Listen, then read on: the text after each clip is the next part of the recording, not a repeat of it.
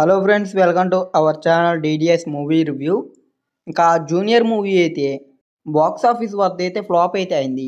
ఇంకా ఈ మూవీ అయితే నిన్నటి నుంచి ఆహాలో అయితే స్ట్రీమింగ్ అయితే అవుతుంది. ఆహా ఓటీటీ ప్లాట్ఫామ్లో అయితే ఇంకా ఈ మూవీ నేనైతే చూసా. ఇప్పుడు ఎలా ఉంది మొత్తం డీటెయిల్స్ అయితే ఇంకా ఈ వీడియోలో అయితే మాట్లాడుకుందాం. అంటే మూవీని చూడొచ్చా లేదా, టైంపాస్ కోసమేనా, లేకపోతే మూవీలో మంచి కాన్సెప్ట్ ఏదైనా ఉందా, తప్పకుండా చూడాల్సిన మూవీయా అని అయితే ఈ వీడియోలో అయితే మాట్లాడుకుందాం.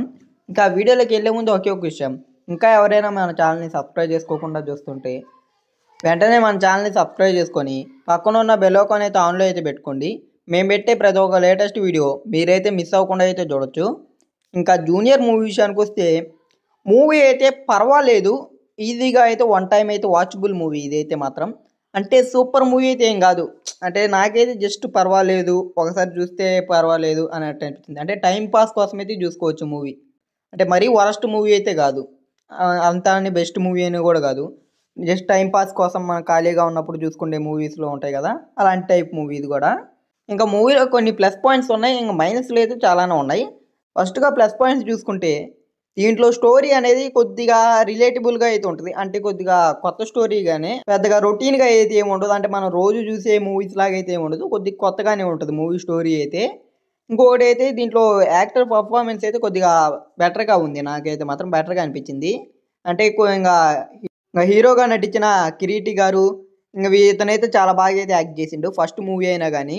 ఇంకా జెనీ లియోన్ గారు కూడా బాగానే చేసిండ్రు. ఇంకా హీరో ఫాదర్గా యాక్ట్ చేసిన అతను కూడా అయితే చాలా బాగా చేసిండ్రు. ఇంకా శ్రీనీల గారు అయితే ఇంకా అన్ని మూవీస్లో ఎలా చేస్తారు, ఇంకా ఈ మూవీలో కూడా అదే ఎక్స్ప్రెషన్స్.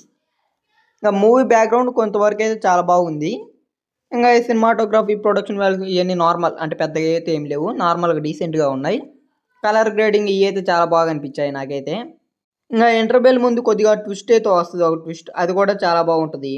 ఇంకా మూవీలో కొంతవరకు అయితే కామెడీ ఉంటుంది, అది కూడా చాలా బాగా అయితే పెట్టిందని అయితే అనిపించింది.